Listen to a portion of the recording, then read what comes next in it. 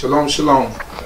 We're sitting here with a prominent leader in our Israelite community, a man who's traveled the world many times, a Hebrew teacher, Torah teacher, author, teacher of many. It is with pleasure that I bring to you all Cohane Michael Levi. How are you, Cohane? Doing wonderful. TORAH for this opportunity. Pleasure sitting with you as well. Okay, Cohane, because I've been waiting for this opportunity for such a long time. I just wanted to ask you, certain things. I've been doing this interview series with the elders in our community, and I just wanted to ask you some questions, some certain things that you've been through. But first, what I like starting out with is asking everyone about their origins, because I think that that's important to know where everyone came from, who are your parents, where were you born. If you don't mind, will you please? Oh, it's a divine pleasure. First of all, I would say, Sifatai Tiftak Ufiyagi Tahila Teka. I want to not only take the opportunity to answer your questions, but to thank the Holy One of Israel, the power of our ancient forefathers, Abraham, Yitzchak, and Israel, for all the great souls that I've read about, going back to the ancient days, even into modern times, and to give thanks to Yah for the noble cause, this our cause, which now I am one of those persons who's carrying it on. So I want to thank Yah for them, and thank Yah for this opportunity to extend this truth to our people. I was born in Harlem in 1948. I migrated a few years after that to Brooklyn, New York. Grew up in Brownsville area, and again went to school in Bedford-Stuyvesant. Later went to University Morgan State College in Baltimore. Came back and got my first degree, Bachelor of Arts, in City College up on Convent Avenue. And then I did in the graduate school, got a Master's of Science in Education at City College School of Graduate School of City College. Wow, that's an extensive, I didn't even know all that about you.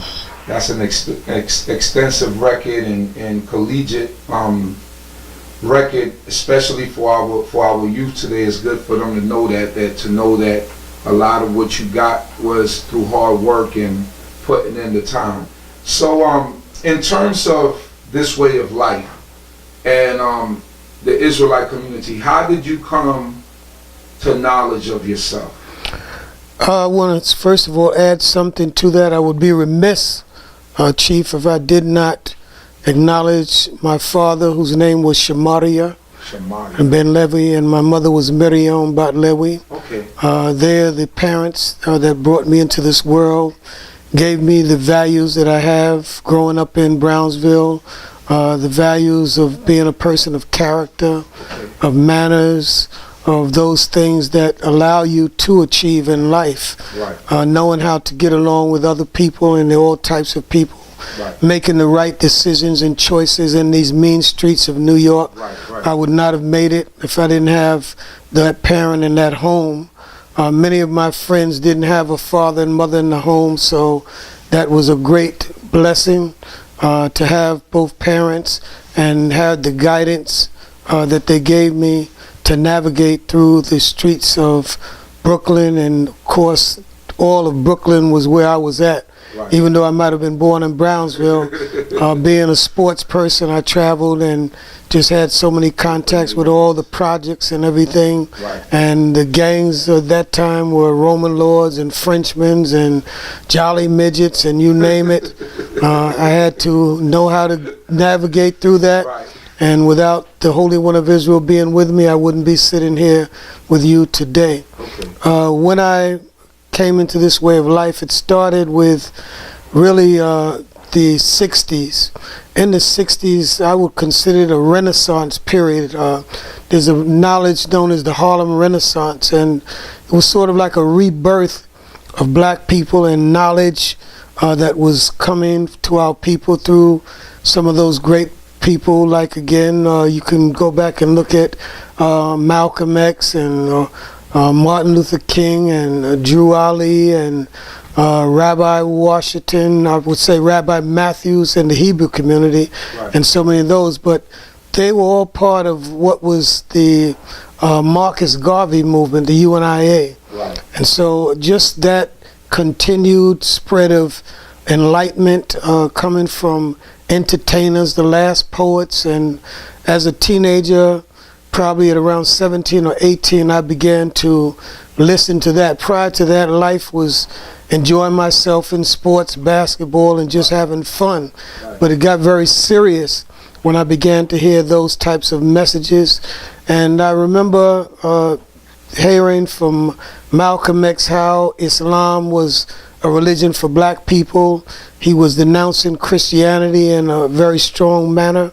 And so with that, I began to start thinking very seriously about whether this religion was the right one, seeing a European figure that stood before me. My mother had a picture of him in the house, and it just started to question in my mind very silently within myself.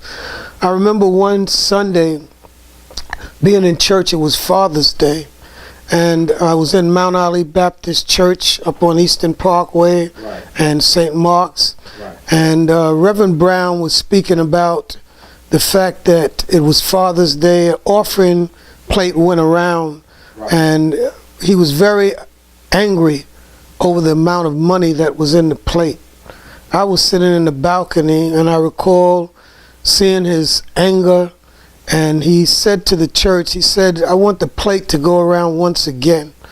And he said, "This time I want to make sure that I'm satisfied with the amount of money that you're going to give me." Wow. And he said, "Today is my day. Forget about God. It's my day." And I got up and walked out of the church. Words. My mother was sitting in the balcony. She was in the choir. I was the only person that walked out. And again, I went home, and my siblings were in the house, and they saw that something was very disturbing in terms of my spirit. And I told them I'm never going back to that church again. And they said, "Are you going to tell Mama that when she come in?" I said, "Yes, I'm going to let her know I'm never going back there again." And so they waited. Everyone was sitting down. You know how that goes. You better, that was the real show. And she walked in, and she said to me, "Reverend Brown was wrong. He should have never said that." Right. And I said, "Imam, I'm not going back to that church again." She said, "You got to find God." And I said, "I'll find him. And you're right, I'm going to look for him, but I know he's not in that church. So ain't no sense me going back there." And that started my journey. I then went following a number of people asking me to join the Nation of Islam. In the 60s, 64, right on up to the early 70s, the Nation of Islam was very strong and prominent throughout the cities. I mean, they had the bean pies, they had Shabazz barbershops, they had, again, the newspaper, Muhammad Speaks and all of that. And so, again, they were asking me, "You'd be a great person. You need to join the Nation of Islam." And I would ask them simple questions. What's that language that you all speak? And they would say Arabic. And I would say, "Well, do you speak it?" And they would say, "No, you come to the mosque, they'll teach you, they'll tell you." Some of them didn't even know it was Arabic. They just knew that they said Assalamu alaikum and so on and so forth. I would ask them various questions, but they just weren't giving me the answers. So what is Islam? Right. And they just didn't give me thorough answers. So I went to 116th Street and Lenox Avenue. That was Temple number 7 or Mosque number 7. Right. And I bought the book called The Teachings of Islam. At that time I was working for Model Cities Housing, because a lot of the homes in Brownsville were, again, in very bad shape. Right. And we did the type of rehabilitation to the buildings and heat and hot water and trying to stop the rats and all of those things. And there was a brother on the job, his name was Nasi Tavel. And he saw me reading the book, and he asked me what I was looking for. And I recall I told him I was little sort of ashamed or shy or naive or even not anxious to say that I was looking for God, but that's really what I was looking for. And he started asking me questions. He said, I'm looking for the truth. And he asked me, said, which one? And that seemed to be a question that was even more difficult than the first one I had. I mean, I was already confused, and now his questioning just brought another level of, confusion in terms of not knowing the answers. And he asked me, he said, are you looking for God? I said, yes, I'm looking for God. He said, which one? Again, I never thought about being a whole lot of different gods, and he made it clear to me by asking this question. He said to me, if you tell me your nationality, I can tell you your culture, your God, because through nationality you get everything. He said, what is your nationality? I was a senior in college at the time. And to not know my nationality, about to graduate with a degree from City College in history, I was ashamed. And I mean, it was not so much thinking of the shame, but the fact that I couldn't answer this simple question of who I am. Right. What was my nationality? So he started saying, are you French? I said, no, I know I'm not French. Well, are you German? I know I'm not German. I'm not a European. And then he asked me, said, well, do you think you came from Africa? Absolutely, I came from Africa. Where at? Again, now there I'm stuck again on stupid once again. Had no idea of where in Africa I came from. Right. But my mind was again opening up, because I realized this was a line of questioning that made sense for the first time. His questions just began to open me up, and finally we began to talk about the fact that I was a Hebrew, and he invited me to come and study at a Shabbat Yisrael. Maybe 3 months just on the job, we were talking, and I was wondering when he was going to ask me. In fact, I thought he was the teacher. Right. And he finally told me, said, no, I'm going to take you to a man that's the teacher. And he said, in fact, you're going to be my teacher. Now that really threw me off. How am I going to become his teacher? And so again, I got there. He introduced me to Cohane Levi. Before even the first Shabbat, I never came to Hashabah on a Shabbat initially. I came to the Hebrew class because I was going to the East on Claver Place to study Swahili. Okay. And my brother and I, Segun, we were driving. I said, stop by this place on 539 Belmont for a moment. And I'm just going to walk in there, pay my respects to the brother who invited me, and we'll just continue on, and I'll go to the class next week. Well, the class was in progress. They were doing the Aleph Beit, and they were going through the letters, Aleph Beit. They said, have a seat. And just naturally came to me. I just knew Aleph Beit, Veit, Gamel, Dalet, Hey, Wow, and they were going over, drilling it. Who's the teacher? The teacher at that time was Gavret Batsheva. Okay. Aisha and Gavret Bessemer, and Cohen was doing an advanced class, and Adon Bapakwa was doing another class, and Nasi Barak was doing the highest and most advanced class. So I got in this class. I think I might have been in there 15 minutes. All of those who were there before me, I grasped that alphabet, and she sent me to the next class. Cohane Levi was a little disturbed, saying, why are you moving the brother so quick? He said he knows it. I've drilled him all up and down, tau, point to any letter, he knows it. I went to the door and told my brother, I said, look, I'll make that Swahili class next week. It's now 2017. I never made that Swahili class. So again, that's how much it just seems so natural. These sounds, I mean, just Aleph Beit, it just was so natural, the sounds, and just made so much sense. And the way they explained it, that the first letter Aleph came from the word alphabet, and that's where they got the word alphabet from, the first two letters. It just resonated like common sense to me. And I went on to Bapakwa's class. I was in that class a few weeks, and before I knew it, maybe a month or so, I was in Nasi Barak's class, and he was traveling. And then Moreh Mishael was the person who Cohen selected to take over Nasi Barak's class, and I was in that class, and we bonded, and that was how it started with the Hebrew. Right. With Cohane Levi, I'll never forget, I was there probably 3 months, and as I looked around and saw the different brothers and services that they had, I wanted to probably be someone like Nasi Barak or Nasi Tavel, to go around and teach and speak to people, bring them in. We had a term called a fisher and a hunter. Right. That's really what I wanted to do. Right. I dreaded Cohane Levi's job. I never told anyone. But the last job that I wanted in there, in my mind, was his job. Right. Standing in front of the people and speaking, because I know our people's spirits from the streets. Right. You know how hard Right. we can be Right. with hearing truth or hearing anything, Right. you know, just dealing with it with our attitudes. Right.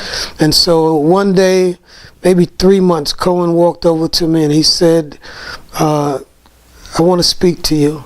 He said that, I don't know you, brother. He said, you just got here. But he said, Yehovah told me to make you a priest. That was the last thing I wanted to hear. But I also knew that it was the thing that I had to do. It was never a question, even from the first telling me that. I had no idea, no thought about it, because my mother had raised me on an understanding of putting God first. Right. And that was how I navigated. I was always very prayerful, trying to get through these mean streets of Brooklyn. And so I could not turn him down, especially when he said, God, Yehovah, said to make you a priest. I don't know you. So to this day, I consider 48 years later that it was not Cohen, but he told me that Yehovah himself said to do it. Right. So that's how I started. I went immediately into the priesthood, to his home in Astoria, Queens. Right. And we had one-on-one classes. I became his chauffeur. So we talked 24/7 every time I was with him, and it seems like I was with him 24/7. And this is how I got all of my teachings. He said that I had a photostatic memory, because I listened to him in the service, and whatever I heard, I can go and tell people almost immediately. So I began to bring people from the university, from job where I was working, into the temple. And again, I remember him telling me, when I told him I wanted to be a fisher and a hunter, he said, Yehovah don't want you going out fishing anymore. He said, he's going to bring the fish to you. He said, and that's what made me really comfortable with doing it, because he said, you're going to fish them out their seats. And then I said, wonderful, let's go. In my mind, I didn't tell him that, but I knew and understood that I was going to be able to do exactly what I wanted to do, because I wanted to tell the whole world this truth. Right. Wow, that's great. That's a great history in itself, and knowing how you develop and how everything came to you, because a lot of people, they don't get it. You see people come and go, but they don't get it like that. And then just on a hunch, hey, let's stop there, and then you just fell right in line. That's wonderful. Now you spoke about the 60s and Malcolm X, and sometimes I like to ask questions about events that happen within the black community that affects us all as a whole, not just us as a segment of the black community, but the community as a whole. How did Malcolm X's death affect you as a youth? One, I would say that how did you feel? It was extreme sadness, of course, but his life was more important to me than his death. Okay. I focused on his message, his words. He was, for me, the most profound speaker, and he brought clarity to issues that no other person did during my lifetime. And I used to do Malcolm X speeches, The Ballad or the Bullet. Right. He had a book called, again, Grassroots. and I did those speeches in college, you know. So his words and his message, when I heard him do interviews, how sharp he was what impressed me so much, that he could be interviewed by anyone, and he just had a gift of gab, Right. where he can answer questions so intelligently and so clearly. And that's what to this day remember about Malcolm. Okay. And so again, it was a great loss. I knew that. Again, I knew later Betty Shabazz. So again, all of those things that happened within his family and how she was passed was of deep pain and sadness. Right. And also, when you look at the Nation of Islam and understand, if you look at Spike Lee's movie on it and some of the things where you don't know all the facts, but sifting through what had happened and the manner in which, you know, his death occurred, it was an eye-opener also in terms of knowing how our people are in terms of great organizations. I remember one of the profound things that Malcolm said, that he had built one of the greatest organizations in the world, and that the Nation of Islam had done so under the Elijah Muhammad, but was those jealousies and envy and things that destroyed all of that. So again, I just always kept that in mind and still see it to this day. Right. Moving right along, what about the assassination of Dr. Martin Luther King Jr.? Well, when I remember both of them, they were like two extremes of an idea. So I recall Malcolm on one hand being the person that was, again, anti-America, a revolutionary in another sense. Malcolm, as opposed to Martin Luther King, who had a movement of peace, just like the late the man of India, Gandhi, and he got all of his ideas from him, and he was trying to make change through peace. Right. So it was, for me, trying to figure out which of those areas were best for our people. And of course I got the answers, and knowing that, you know, Malcolm himself came around after the break with the Nation of Islam. He proclaimed that he was a black nationalist. And from Cohane Levy, he shared with me that he was supposed to meet with Malcolm, him and the late brother Noam Yosef Ben Ephraim, Okay. that it was set up through Malcolm's captain for him to meet Cohen. He was assassinated like a week or two later. Wow. And so I always knew that if they two had ever met, what it would have been, because the captain of Malcolm told Cohen that this is exactly what Malcolm was looking for, the identity. He knew it was no longer about religion, Right. that the answer was really in nationality. He just didn't know which nationality it was. Right. And Cohen had the answer, that we were the Hebrew Israelites, the people of the Bible. And of course, as you know, the Nation of Islam, from the late Honorable Elijah Muhammad himself, Dr. Khalid Muhammad, even Minister Farrakhan declares today the reference to the children of Israel, and that he knows that. And so I even met Farrakhan in Chicago at the University of Illinois. How was that meeting? I stopped the whole show. I'll never forget it. I was visiting and training priests in Chicago, Cohen Abdi, Cohen Amatzi, and so they told me that Farrakhan would be speaking at the University of Illinois. We all arrived there in turbans, and they asked me to go up and ask him a question. And I remember asking him this question. I said to him, Minister, I'd like to ask you a question, not about religion, but a question about nationality, about ethnicity. I understand that the Nation of Islam has declared that the religion of Islam, that even the Honorable Elijah Muhammad had tailored, was for the black man in America, called the black Muslims. Right. And so it was not the Arabian type of Islam. It was one tailored for our people here, and to bring them in particular out of Christianity. And so again, I told him that I did not have a religious question. I was clear on that issue, but I wanted to know, did they know the identity of our people, and that they were not declaring it at this time? Or did you know or not know that we were the children of Israel? And it was the longest pause that I've ever had anyone take in asking him a question. Right. And finally he looked at me and he said, "Brother, we are brothers. I want you to hear me. We are brothers." And he walked off the stage. He didn't take another question. He embraced me, and the Fruit of Islam walked him to the elevator, and the brothers in Chicago with turbans followed me. And he asked me would I meet with him tomorrow and break bread. And I'll never forget that term that he used.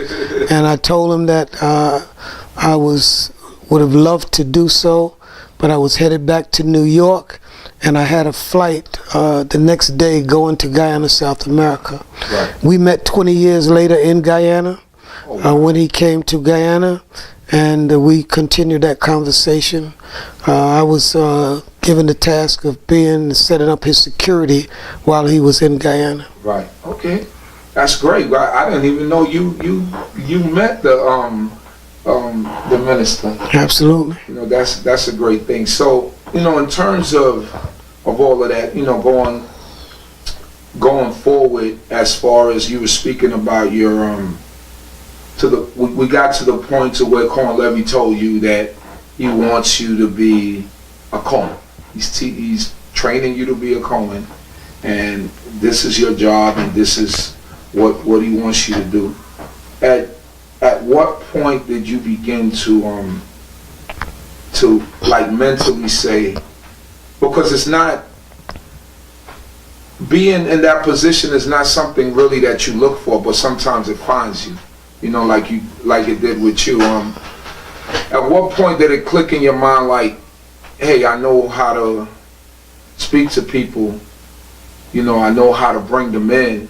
I know how to use words in order to because sometimes it's that fine line. Like, you're still new in this, you're still learning, but where is the line where, I'm trying to put this question in the right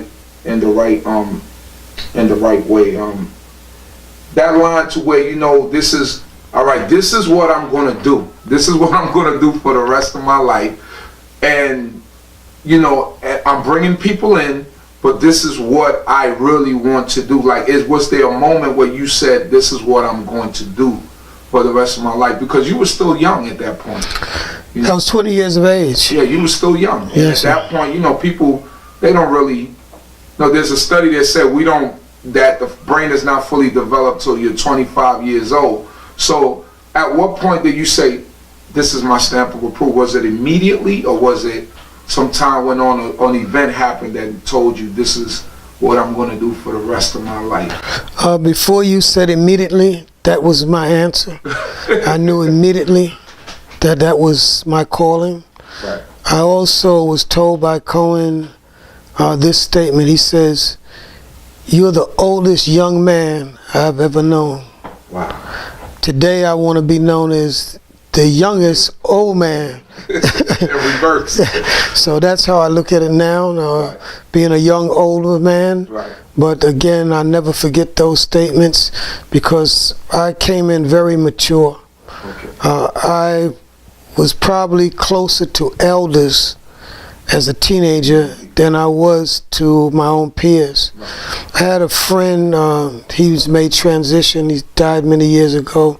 His name was Lennox Cole, and his father and I were closer than me and his son was. So when I would go up to his house, I would be sitting with his father and all of his father's friends, and that's where I would be listening and asking questions. That's where my further enlightenment took place, because these were men that had beards, and they weren't just the clean-shaven guys, and they just had a different type of aura and consciousness. Right. And I remember one of the guys in particular, he was named Donald. No one even knew any other name by him. He was wanted by everybody. And, you know, one of those figures that was underground. and it's just very intriguing. But he had profound knowledge, but he wasn't any part of streamlined society.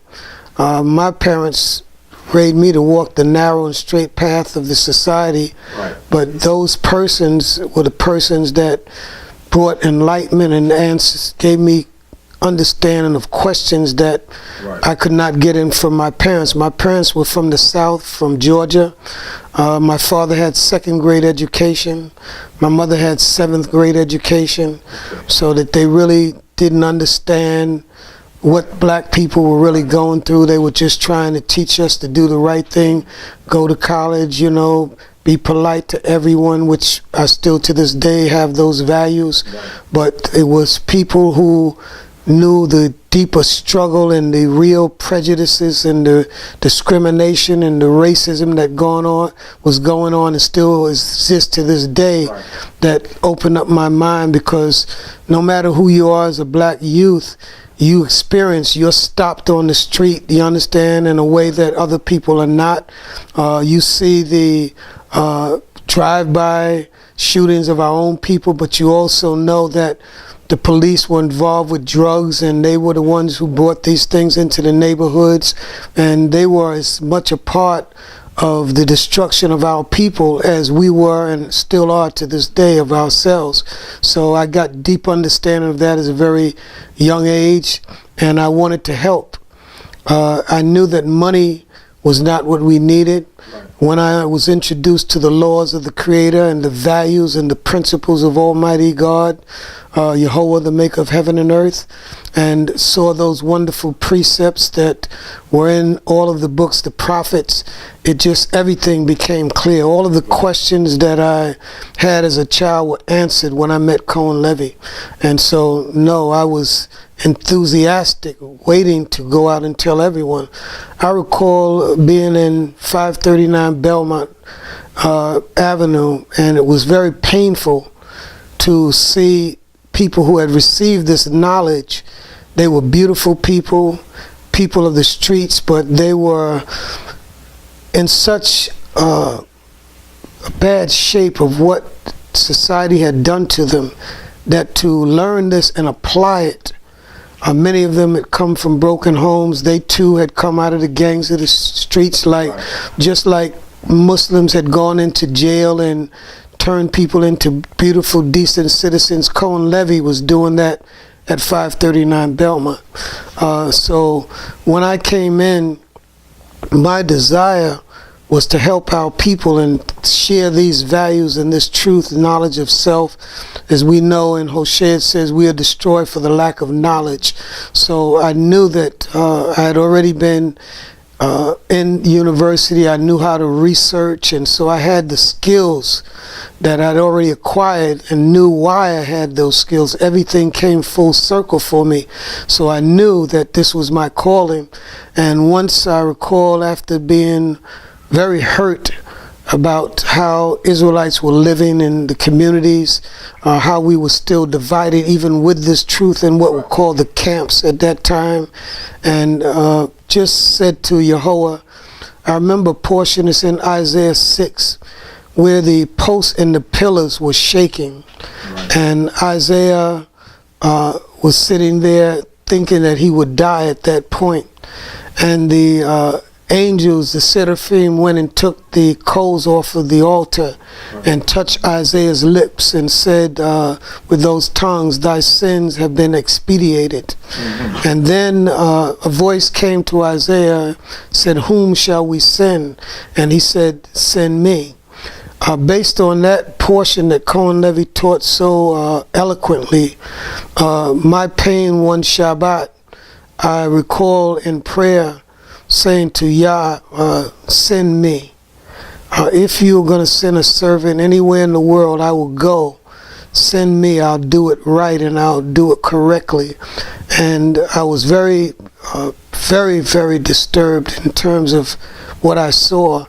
And that was a spiritual calling. I tell people, never ask Yah for anything unless you really want it. Unless you really want Because I've been now, once I recall being on 5 continents in 1 month. Wow. So, you know, I've been traveling all over this planet, and I want to do it. I love doing it because I've been able to teach our people in all types of countries and cultures. It's just what I love doing. Right. Enlightening and seeing that look on people's faces when they become conscious, Right. aware of who they are and what their purpose is on this earth. And again, immediately I knew. Right. And to this day, 48 years later, I was 20, probably around that when I came in. 7 years later, people don't realize I was only with Cohane for 7 years. At 27, I was leading almost 100 people out of this country to Guyana, South America, where I've been over like 42 years now. So again, Stay here a short period of time. yeah, To live most of your most of my, I've lived outside of America more than I have lived here. And my family, I thank y'all for my family, the children, the Isha and the Nashim that held up, because Guyana had a very poor economy. Right. I had to come back and forth and teach in the public education system Right. to keep my family there. And Right. sometimes I would spend years, but other times I only saw my family Christmas time for 10 days, Easter time for 10 days, Right. and then 2 months during the summer. There was a lot of pain, and you know, when you're doing something like that, and many leaders, they sacrifice their family for their nation and their people. So I know, again, that's my calling. But one of that other part of that prayer was that Yah would, if I go and in my mind at that time save the world, then please save my family. So he brought my mother and father, sisters and brothers. I have aunts, I have hundreds of relatives that have know this and lived this to this day. So it was a great swap. You understand? all your family. Just every day, their knowledge, and they're strong. And so again, I continue to do my part, and he continues to bring my family. And even when I say family, I mean extended family. All of those brothers and sisters that are a part of a family. That's what Israel is and should be understood, that we are one family, and this is a family reunion, whether it's Ghana, South Africa, Uganda, Jamaica, Trinidad. We all are part of that triangular slave trade that started from Africa, went to the Caribbean, and then came up to North America. My route is from North America back to the Caribbean, and now I'm back to Israel. As you know, I've just been in Israel just a few days ago, in fact, just yesterday. So again, the work goes on, and it's a lifetime work of continuing to point our people home and to make them aware of who we are and who our Creator is, and that we go back and obey His laws and be a righteous and a holy people again. Hallelujah. A wonderful question, TORAH, for asking.